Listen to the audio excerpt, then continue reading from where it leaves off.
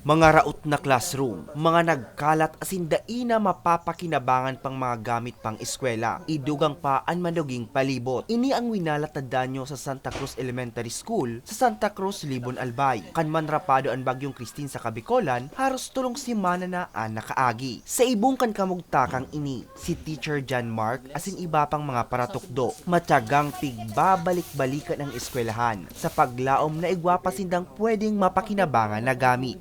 Istorya niya, labing panghihinayang asing panluluyaan sa indang namatean kan mahiling ninda ang danyos. Huli mandaakan kalbaryong ini, daay na sinda pigtugutan pang gamito ng eskwelahan na nagserbi nindang panduang harong ni nagkapirang taon.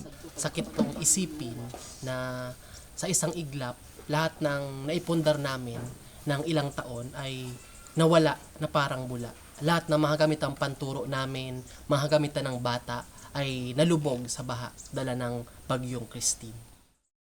Dugang pa niya, haros tulong simana naman na nagmo-modular classes ang sa indang mga estudyante.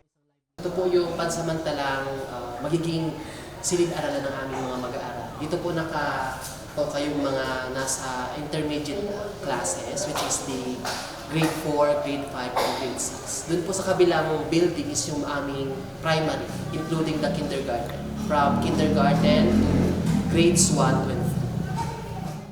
Kaya pigtatarabangan na nindaan paglinig sa livelihood building na ini na nasa compound kan evacuation center kan barangay Santa Cruz nga ni makabalik na sinda sa face-to-face classes. Apwera sa edipisyong ini, pigpagamit man sa inda ang nagkapirang kwarto sa evacuation center.